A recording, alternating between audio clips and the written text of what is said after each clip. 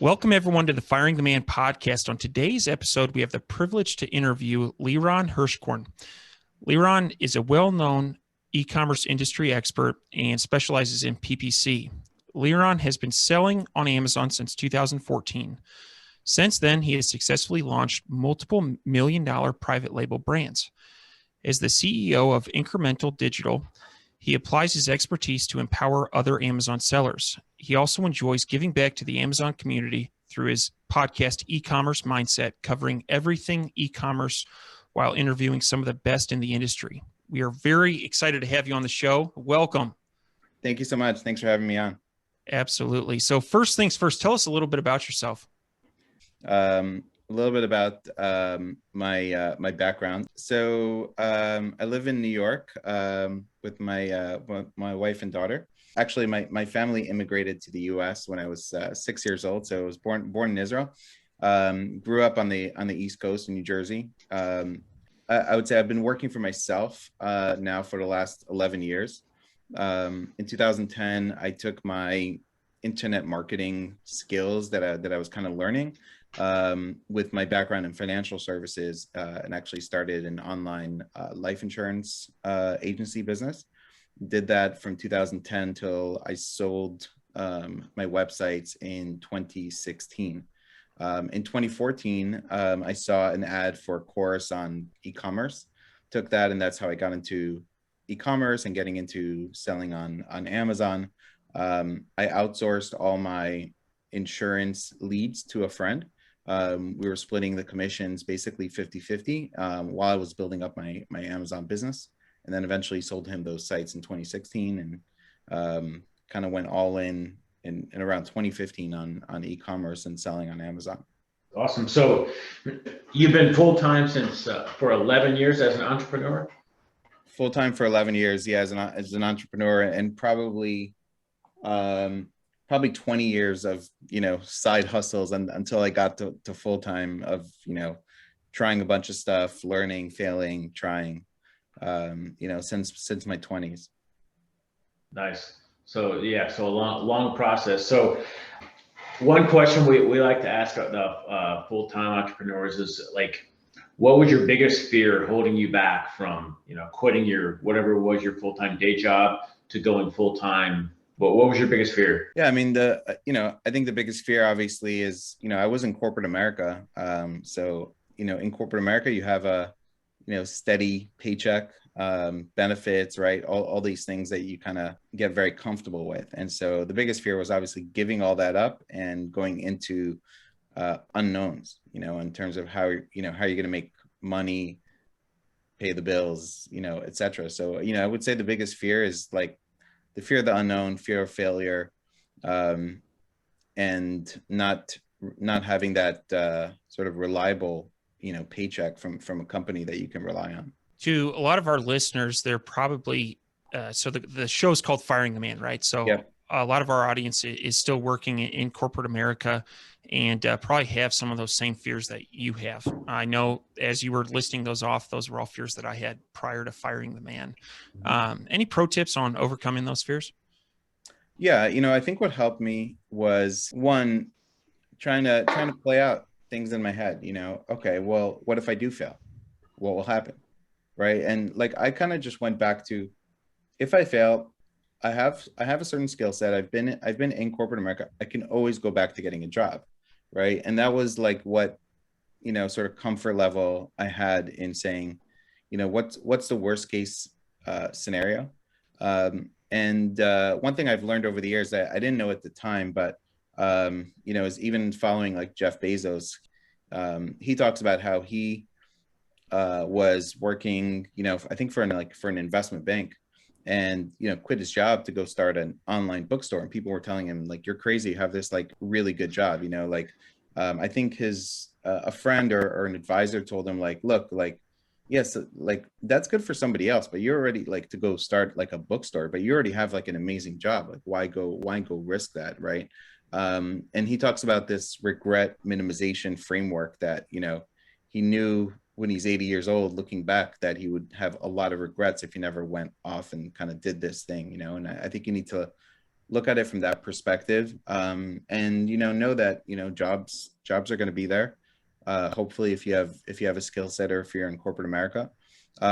Also, for me, when I kind of went off into Amazon, I was able to still have some income coming in from my insurance business, and that definitely helped. So, starting off as a side hustle and gaining some confidence, I think is also a great way to to go, which will give you confidence to eventually fire your boss. So Liran, what advice would you give a younger Liran? Let's say go back 15 years. Everything that you've learned on your journey now, what advice would you give your younger self? It's a great question. I would definitely say have patience. Because I think when you're starting out, you kind of expect to just like start out and you're expecting those results, and you need to have patience. You need to continue to kind of stay in the game, and to also know that everything happens for a reason. I think it's important as well, like that your failures will have lessons in them as well. But I think probably for me the biggest thing is have patience, because I think my younger self wanted to see results faster than maybe sometimes you can allow them to really hit, and kind of continuing to stay in the game and stick with something, have patience, learn from mistakes, is probably the biggest like learning lesson for me. So do you regret not going full-time earlier, or did you time it just right? It's a good question. No, I mean, I don't really have any regrets looking back. I think things just happen when they're supposed to happen, kind of a thing. And today I run an agency, we have 65 people in the company, and like some of the management training and skills that I learned being in corporate America help me today with managing people, for example. So I think there's lessons probably and seeds in everything that you do, even if you're the skills you can take from your corporate job to entrepreneurship, I think will be helpful as well. So I don't really have any regrets or necessarily doing it earlier. I think it was a good experience to also because it's going to be a different experience working in a company with people on your team, with a boss, with maybe managing people that will translate well into entrepreneurship as well. Very cool. Yeah, I like to circle back on that where you said patience. I think that is huge, and it's often overlooked. Like for me, like I want stuff instantly. Like I want my phone here, and I want stuff right away. And patience it definitely takes patience to grow. I mean, it applies to so many things. I think like when I think about patience, like I bought some Bitcoin at 3,000 and sold it at 7,000, right? Like if I had patience, I would have had those Bitcoin today at 30,000 plus, right? Like so many things where I feel like when you're younger, you don't have the patience, or you might want to skip companies multiple times, even in corporate, right? Just to get a raise, where sometimes patience in your current role is better long term, right? Like I think just patience. Tony Robbins says like people overestimate what they could do in a year and underestimate what they could do in a decade, right? Like I think for a lot of us, if you think about where were you 5 years ago and where you are today, you'll probably see hopefully a lot of progress. But sometimes we're looking for it too fast, and I think for me, it's one of the things I've just learned over time. It's hard to, it's easy to give that advice to somebody. I think sometimes some of these things you have to learn on your own by just going through things. Yeah, absolutely. The long game, right? Yes. Yeah, definitely. Yeah. So a lot of listeners we have, they're just starting out in e-commerce. All the stuff that you've learned along on your journey, do you have any advice for someone like that's looking to go full time into e-commerce? Is the opportunity still there? What advice can you share with them? Yeah, as far as the opportunity still there, absolutely. And how I think about like, is there opportunity still there? It's a very easy question for me to say to ask myself in my mind. And the question is, will there be new companies that start this year or next year that will be very successful with millions of dollars in sales. Will there be new companies that start up? And the answer is 100% yes, right? We know every year there are new companies that come up that are successful. So the opportunity is definitely there. The advice I would give you is that there's a massive opportunity in e-commerce. You want to learn and take action at the same time, and also understand that your first product may not be the one that takes you to 1 million in sales, or or 10 million in sales, or whatever it is that you're going to do. It's not always going to be your first product. So you have to. A lot of times you learn by doing, and so you really need to kind of start and learn at the same time, and take action. And I would say, don't, if budget is sort of, if you're kind of self-funding, etc., like take small bets in the beginning to just learn. Consider your first, $5,000 or $10,000 investment, your payment for education in learning, right? Like a college degree, is gonna cost you, $200,000, right, or more. So you can learn a lot by just spending, 5 or 10 grand on kind of starting a product and running some ads, and you'll learn a lot of skills along the way. Very nice. Well, I'm glad we got to walk through your firing the man story, and I think you had a lot of really good bits of advice there. Now let's switch gears a little bit and talk about Amazon pay-per-click. First things first. What is kind of the state of the union with Amazon pay-per-click?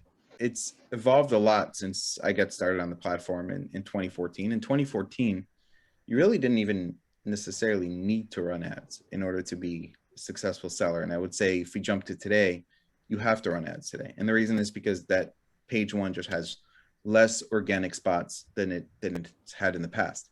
Not just that the other positions are ads, but the other positions are just other things, from editorial recommendations to Amazon choice products to a bunch of things that are on page one, where you just have less organic visibility on page one.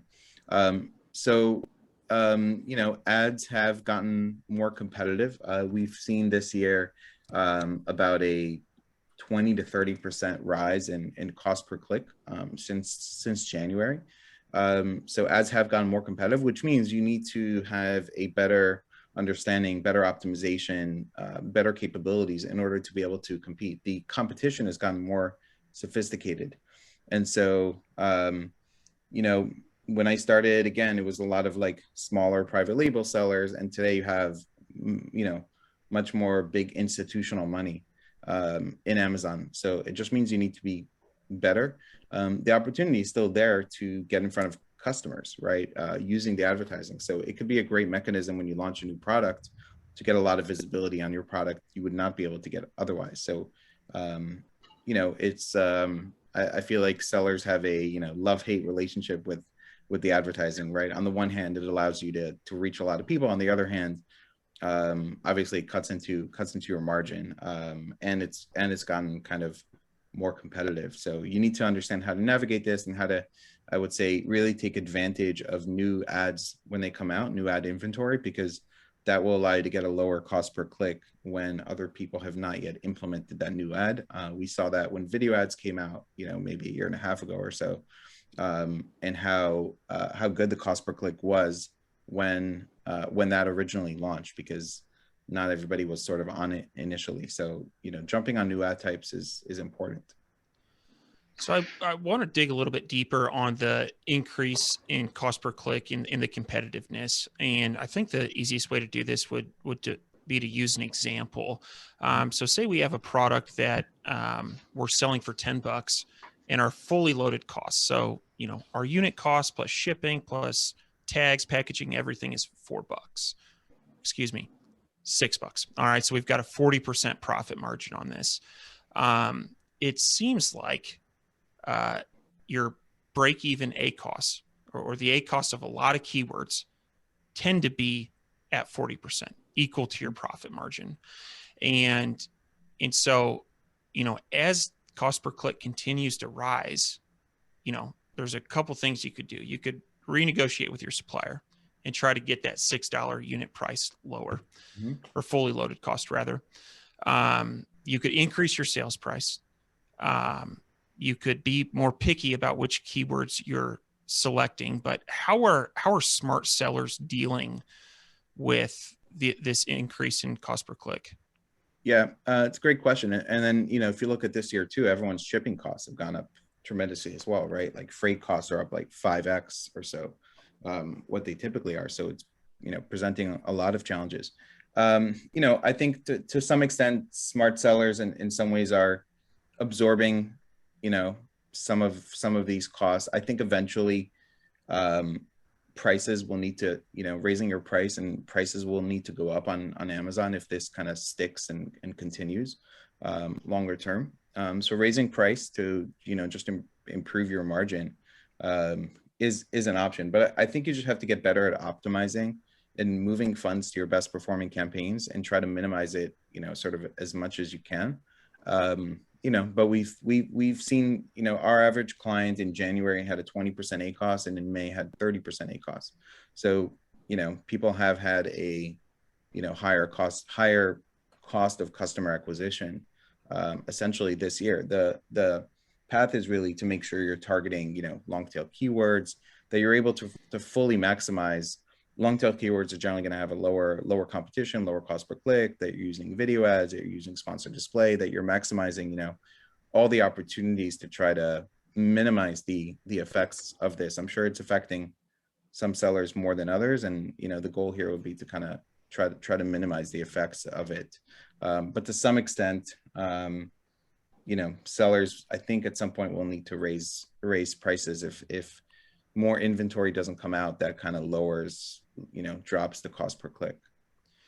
Okay. And one more follow-up question, then I'll kick it over to Ken because I know he has a lot of good questions about this. One general piece of advice I've heard on pay-per-click is to set your account-wide ACoS equal to that break-even point. So going back to our example, your fully loaded cost is $6. There's $4 in profit. And, one thing that's always been challenging to me is if you're looking at a P&L, right, you've got your sales, your cost of goods sold, and then your gross margin. And that's going to capture your freight and all of your other fully loaded costs. But then you've got a whole bunch of operating expenses, right? So cost of employees, cost of new computer, whatever. And so, yes, selling at break-even ACoS does drive organic ranking and drives organic sales. But what would be, with this example of a fully loaded, a break-even point at 40%, what would be your advice on an account-wide ACoS goal? Yeah, so so this works well, or this can work well if your ratio between organic sales and paid sales works, right? So when this doesn't work is when most of your sales are being driven by ads, right? Obviously, then breaking even is not what you want to do in your business, right? And then you do have the operating costs, right? Which means you're going to lose money. So this works well when you have, 60%, 55, 60, 65, 70% of your sales coming organically. So, I think then it can work because you still have, high percentage of your sales coming organically, and you're making the profit really there. That kind of covers, and your ads are helping, maintain rank. They're helping drive additional sales, reviews, get new customers, right? All the benefits of getting that sale. It used to be that the all-in ACoS, meaning your total spend compared to your total sales, used to be a good target was somewhere around 10%, 10, 12%, let's say on like mature products. I've seen that shift up. I've seen that now kind of moving to like 15%.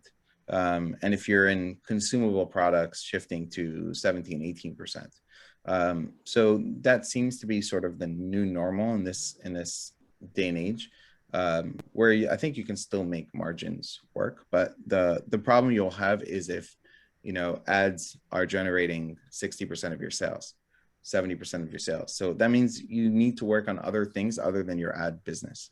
You need to work on your SEO. You need to work on your organic ranking. You need to work on maybe outside traffic, on using influencers. You just need to work on other things in your business that will drive more organic sales. and increase your percentage of organic sales to your overall sales in the business, then it works. Otherwise, you will need to, kind of try to target a lower ACoS. If we have a client that ads drive about 80% of their sales, but their ACoS is about 20% and their margins are about 45%. And so it works for them. So if your business is like that, you will not be able to sort of afford the break-even ACoS game, or target. Very nice. That makes a lot of sense. And I think that relationship between organic and paid ad revenue is something that's often overlooked. And so that's the best answer that I've heard in terms of that question. I've asked that question to a lot of people. So thank you for that. Yeah, no problem. And obviously, I mean, if you have new products, right, the ratio is going to be different. But over time, you should be building towards a ratio of more organic sales than ad sales. Some pretty good high level stuff there on current changes and updates, and the needle's constantly moving in Amazon PPC. Can you give let's say we have listeners that are just starting out, they've launched 1, 2, maybe 3 products, they're just starting PPC, they're kind of getting into it. Maybe some tips, campaign types, whatever that you see that a lot of newer sellers overlook. Yep. Well, first I would say sponsor brand video. Definitely recommend you run that. If you don't have video, you can get video pretty easily and inexpensively in a number of ways. One is just doing like a slideshow with your images. There's software tools that allow you to create that. 2, you can get, someone to create like a stock video footage plus images of your product for pretty inexpensively, a couple $100 probably. Or invest in video, which, on your best-selling products, you might want to do that. But I would say run that ad. And I would say, as far as tips, you really want to segment out your campaigns. I think it's really important to maximize impressions and maximize what's working versus what's not working. So, your most important keyword, you might want to put in a campaign on its own. Your most important, highest volume keyword in a campaign on its own. You want to maximize your impressions. So you want to look at your campaigns and see, are all the keywords getting visibility, getting spend? If not, maybe I need to move the ones that are not into their own campaign. You want to segment out at least either by campaign or by ad group, match types, exact, phrase, broad. You want to understand your search term report and see what customers are searching for, and see if that's relevant to your product. And if not, and especially if the results are not good, negate those keywords. So it's really about regular optimization on a very granular level, as much as possible. Targeting ASINs that could be that you could have some kind of advantage over those ASINs, either by price or review count or review quality, on the ASINs that you're targeting to convert. And again, maximizing all the ad types available. If you have a storefront, driving traffic to your storefront's the only place on Amazon where a competitor can have an ad next to your products. So it's a good real estate. If you have sort of related products, sending traffic to your storefront and building that out is important. So, I mean, the baseline of all this, a lot of this is having brand registry in place, which is easy to get now with a pending trademark. So that's like a baseline thing you should have, even I think before launching. One other tip that's a little bit outside of PPC is that you should be looking at your business reports and understand what your sessions and conversion rates are, and understand your unit session percentage. If your conversion rate is low, then you're going to have a tough time with PPC, right? If you have 3, 4, 5% conversion rates, generally, unless your products are very expensive, generally that's low, and you're going to have a tough time, no matter what. The other thing is understanding math, right? Understanding, even ahead of launching a product, entering in as if you're going to start a campaign in Seller Central and seeing what the suggested bids are, and trying to understand what kind of conversion rate am I going to need to have in order to reach the ACoS I want. Most sellers, like David said, they work backwards. They say, hey, I have a 40% margin. I want to hit a 40% ACoS, or I have 40% margin. I want to hit a 20% ACoS. But it's better to not, because Amazon doesn't work that way, right? Amazon works based on what is my cost per click and what is my conversion rate? And based on that is going to be what my ACOS is. So, if a suggested bid for a product is $2, and I have a 20% conversion rate, it's going to take 5 clicks to get a sale. It's going to cost $10. If my product sells for $20, that's going to equal a 50% ACOS. The only thing you can control there really is your conversion rate, right? Working on your listings. The cost per click is a measure of what's happening in the market. You could try for a lower cost per click. You might not get as good visibility, as good placement. So you may not have the same conversion, or you may not get much impressions. But understanding the math of, sometimes we have, clients that say, actually, I just had somebody approach me, and they're getting an exclusive relationship with a brand, and they're going to launch their product, and they have a low margin because they're wholesaling the product, and they want to do well for the brand. And they reached out to me in the email, and they said, and it's a new brand launching on Amazon. They said, my goal is to ultimately have a 5% ACOS, but I'm willing to start out with a 12% ACOS. And I said, that's great, but your average cost per click here is going to be about, $2 to $3 for this niche.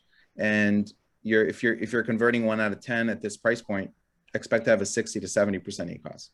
And I think they were kind of shocked, right? And so again, just because that's your margin doesn't mean you can reach that. You need to understand what is actually happening in the market. Plus, it's a consumable product. The problem they have is they're not the brand owner. So they're not looking at the lifetime value of a client 2 years down the road, a year down the road. They're looking at, I want to break even on the first sale today. And I explained to them, it's unless the brand is willing to fund them, and to put money in and willing to kind of bear the cost of acquiring customers, it's not going to work. And so, working backwards, I think is, important. Yeah, excellent tips, excellent advice. Just to recap for the listeners, there was a lot packed into there. So just rewind it, listen to it again. But as a quick recap, brand registry, video ads, search term reports, look at your data, and look at your conversion rates. Focus on your conversion rates and then work backwards. So I like that. It's awesome. So Liran, you do have an agency, Incrementum Digital. So anybody looking on our YouTube channel, you'll see the Liran's background there, Incrementum Digital. So Liran, can you share with the audience, what you and your team do there and how you help people? Sure. So we help sellers in a few different ways. One is with Amazon advertising. So, running all your campaigns, coming up with strategy, implementing all the campaign types, optimizing, sharing, reporting with you, is part of some of what we do. We also run Amazon DSP, which is the demand side platform. I would say that's for bigger brands to drive all kinds of different campaigns on and off Amazon. You can even we run for one client an Amazon Fire TV video ad through that platform. So it's pretty cool, but I would say also don't get sucked in sometimes by Amazon into reaching out for this if you're not really big, because you can blow a lot of money quickly on it too. We also do creative work, so writing listings, optimizing images, video, etc. As well. And we have about 10 brands today that we do full brand management for. So we're basically running their entire, Amazon business outside of like logistics. So in that area, we're working on, developing launch plans, organic visibility, post-purchase, funnels, influencer marketing, kind of full marketing aspect of what an Amazon business, should have. So one question about, as it specifically relates to outsourced PPC, I'm thinking of a couple listeners in particular that recently have launched a product on Amazon. They're starting to get some sales traffic, and they've decided that they're going to run their own PPC. And actually, that was the same route that I took. Mm-hmm. And my background was I was a CPA, so I was pretty confident with spreadsheets. But what I found was that just because you're good at spreadsheets doesn't mean you're going to be good at PPC. And so at what point do you think it's a good move to outsource PPC? And at what point do you think it makes sense to keep it in-house? Yeah, it's a great question. I would say that being good with spreadsheets is an advantage. So your CPA background, while you still need to learn, kind of how Amazon PPC works, being good with numbers, being good with spreadsheets, understanding data is definitely an advantage in running PPC, because at the end of the day, Amazon is all about, of course, you have to understand who your target customer is, and there is an art and science to, conversions and listings, but, it's also a lot about data, and you need to understand the data. So having background with numbers should be helpful. I think as far as, when you should run your own, when you should hire, it's a very personal decision. I think starting out, you should try to learn as much as possible.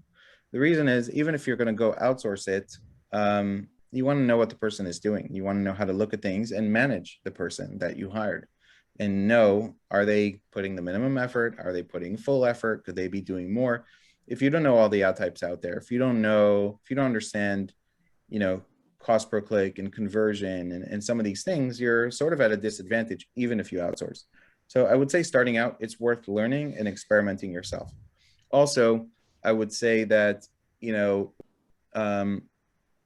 if you're launching campaigns, it'll give you some idea of what you can expect. Because if you're launching, auto and some manual campaigns, and you're getting, 150% ACoS, it's unlikely that you'll go hire someone and they'll be able to produce a 20% ACoS for you, right? So you'll have a better sense of like what is realistic, because yes, likely an expert will hopefully should be able to get you better results, but they're also not magicians. So they might be able to, lower your ACoS from 150 to 70, right? But not likely that you'll go, because you're probably targeting, if you've launched a product, you should have done keyword research. You should have done some of these things, and you're probably targeting the main keywords, but you're not likely getting the conversions, which is working on your listing. So I would say starting out, I would say it's worth learning and doing things yourself. Also, if you're not funded and you don't have a big budget and big spend, the best people won't take you as clients. That means you're going to a second tier,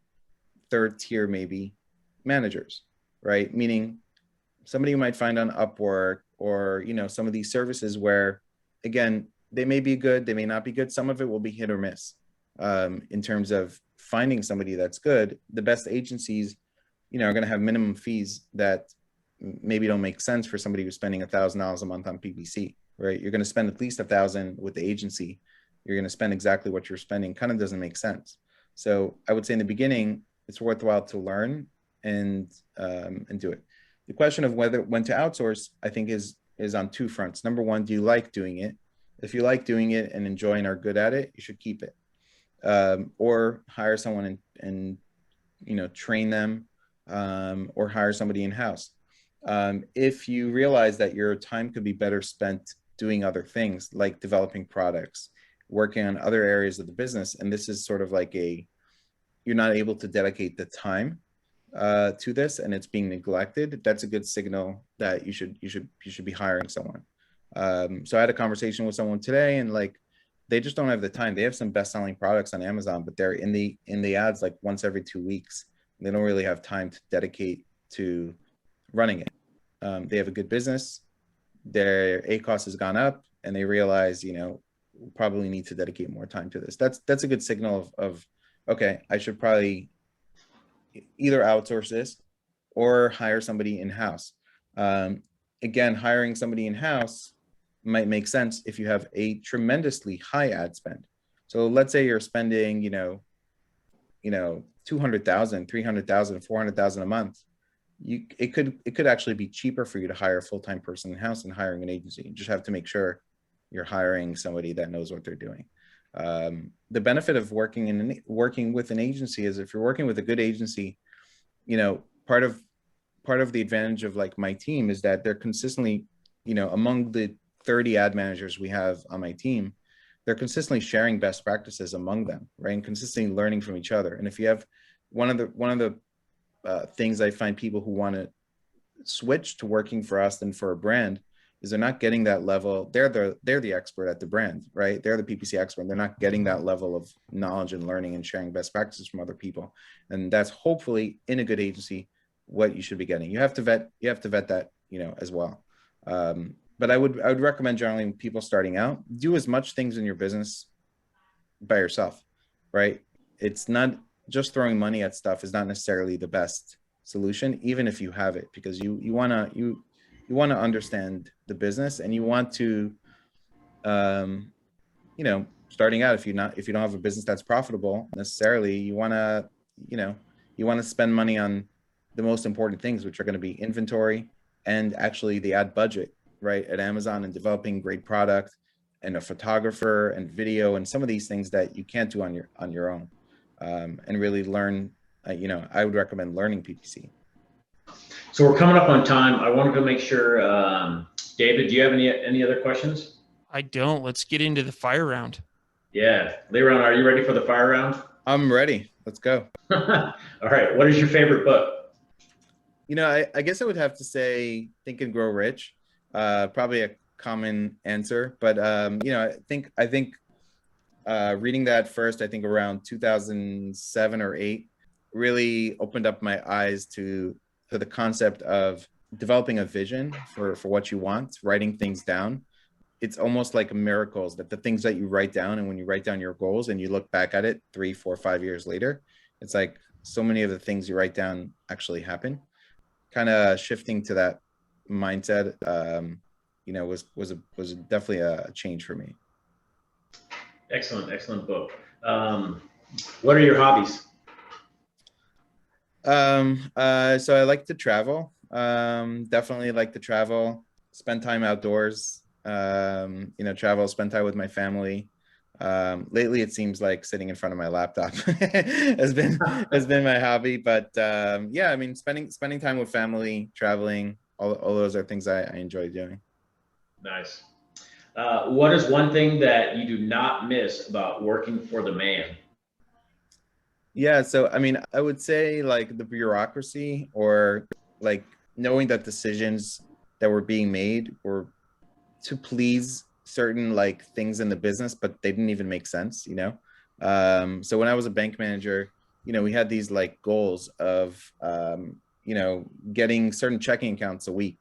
And like the bank didn't really care, even like, was it feasible? Was it not, based on foot traffic and everything else, and employees ended up just like asking customers for a favor, like, hey, you have one checking account, can you open another account and just like move $500 in there, And it's like, it's just causing more paperwork and not more profit to the bank. But like, as long as you kind of like, hit the goals, right? They didn't care about anything else, right? Which to me, like in business, if you're running a business and you're an entrepreneur, you would never make those kind of things, right? And when you consistently see that, it's frustrating, right?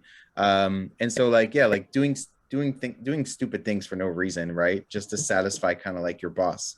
I can imagine that probably resonates, with people. And for me, it was like, actually, I was advising the bank in the early 2000s, like you should be doing like internet marketing, they should be doing webinars on like for first time home buyers and stuff. And they're like, that was like, they're like, no, we don't do that.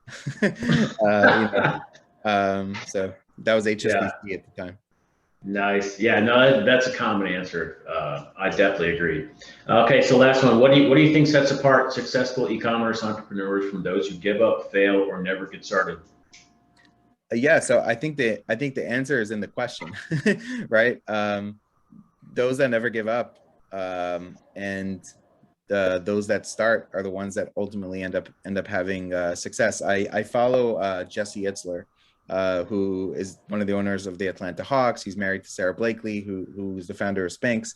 And one of his quotes is, stay in the game long enough until you get lucky, right? And I feel like, for those, that are successful, again, for a lot of people, it wasn't necessarily their first product, or their first go at entrepreneurship. And if they would have quit at their first go, you probably wouldn't see amazing companies today that have been created. So I really think it's about perseverance. Awesome. David, you want to close it out? Yeah. How can people get a hold of you? Sure. So my email is liran@incrementumdigital.com. I also have a Facebook group called Ecommerce Mindset, and a podcast with the same name, and pretty active on social media, LinkedIn, Facebook, Instagram. Well, very nice. And we will post links to all of that in the show notes. Liran, I want to thank you for being a guest on the Firing the Man podcast, and hope to talk to you soon. Awesome. Thanks for having me on.